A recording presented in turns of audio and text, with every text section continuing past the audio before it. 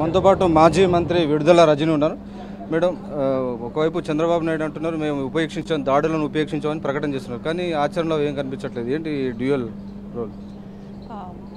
ఆంధ్రప్రదేశ్ రాష్ట్రంలో స్పష్టంగా మనకు అర్థమవుతా ఉంది.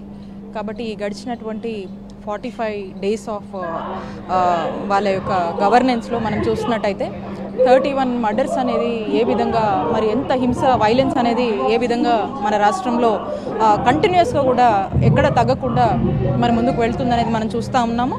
దీన్ని ఒక పెద్ద ఎత్తున కూడా ఒక జాతీయ స్థాయిలో దీన్ని రిప్రజెంట్ చేయాలి.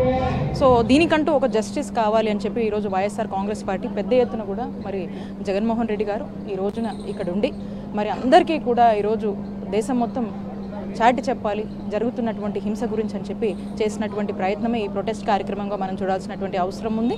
సో ఖచ్చితంగా ఈ వైలెన్స్ ఎక్కడో అక్కడ మనం ఫుల్ స్టాప్ పెట్టాలంటే ఈ వాయిస్ రేస్ చేసి మరి మనం మాట్లాడాల్సినటువంటి అవసరం ఉంది.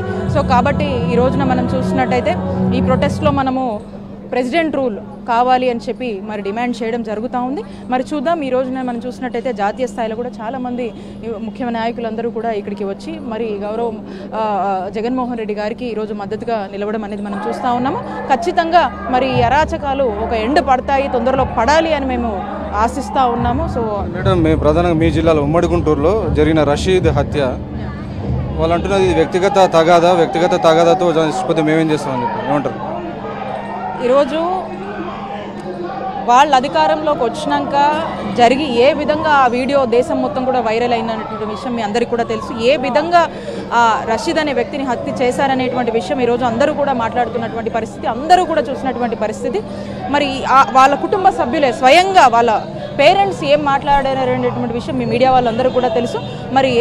మరి వాళ్ళు బేసిక్గా వాళ్ళు దీని నుంచి దూరంగా ఉండి డిజోన్ చేసుకునేటువంటి ప్రయత్నంలో భాగంగా రకరకాలుగా మాట్లాడుతూ ఉన్నారు. బట్ అక్కడ ఉన్నటువంటి వాళ్ళ పేరెంట్స్కి కానీ అందరికీ కూడా స్పష్టంగా అర్థమవుతుంది ఇది కేవలం వాళ్ళ అధికారంలోకి వచ్చారు కాబట్టి ఏ విధంగా చేస్తున్నారనేటువంటి విషయం మనకు స్పష్టంగా అర్థమవుతా ఉంది.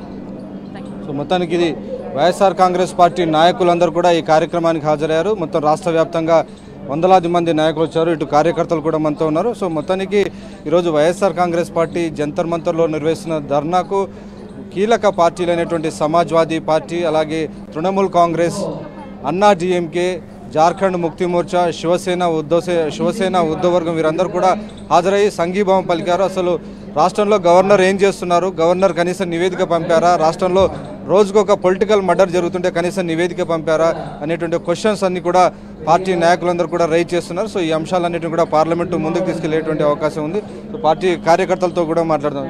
ఎట్లా ఉంది మీ దగ్గర పరిస్థితి? రాష్ట్రం రావణ కష్టంగా తయారైంది. అది చంద్రబాబు నాయుడు గారి పరిపాలనలో. చంద్రబాబు నాయుడు గారు 4 సార్లు కూడా ప్రజల మెప్పుతో మాత్రం గెలవలేదు, మోసపూరితమైన హామీలతోనే గెలిచి ఈరోజు రాష్ట్రంలో వైఎస్ఆర్ కాంగ్రెస్ పార్టీ కార్యకర్తలను కావచ్చు, ప్రతిపక్ష పార్టీలను కావచ్చు అనగదొక్కడానికి దాడులు చేస్తున్నారు, మర్డర్లు చేస్తున్నారు, రెడ్ బుక్ అని ఒక కొత్త రాజ్యాంగాన్ని తీసుకొస్తున్నారు. కాబట్టి దయచేసి కేంద్ర ప్రభుత్వం, ఎన్డీఏ ప్రభుత్వం, మోడీ గారు, అమిత్ షా గారు వెంటనే రాష్ట్రంలో, ఆంధ్ర రాష్ట్రంలో ఏమి జరుగుతూ ఉందో అని చెప్పి పర్యవేక్షించాలని చెప్పి దానిపైన రిపోర్ట్ తెప్పించుకొని ఈ యొక్క దాడులను ఆపాలని చెప్పి కోరుతా ఉన్నాం. రాష్ట్ర అధికార ప్రతినిధి నమస్తే. ఈరోజు మేము మా ప్రజలందరూ కలిసి ఢిల్లీకి రావడానికి ముఖ్య కారణం ఏంటంటే ఇక్కడ రాష్ట్రాన్ని రామకష్ట చేస్తున్నాడు చంద్రబాబు నాయుడు. అన్ని అబద్ధపు మాటలతో సీఎం అయ్యి ఇప్పుడు ప్రజలు ఎవరు వేలెత్తి చూపకుండా ఉండడానికి ముందంచనాగా అందరి మీద మర్డర్ ప్లాన్లు చేసి కార్యకర్తలను ఉసుగొలుపుతున్నాడు. ఆయన ఎలాగైతే ఆలోచిస్తున్నాడో ఆయన కార్యకర్తలు కూడా అలాగ ఆలోచించి మరి ఈ రోజున ఈ విధంగా జంతర్ మంతర్లు ధర్నా చేయడానికి మరి రాష్ట్ర నలుమూల నుంచి రాజశేఖర రెడ్డి గారి అభిమానులు, అదేవిధంగా జగనన్న తోటి నడుస్తున్నటువంటి సైనికులు ఈరోజు ఇక్కడ దాకా ఢిల్లీ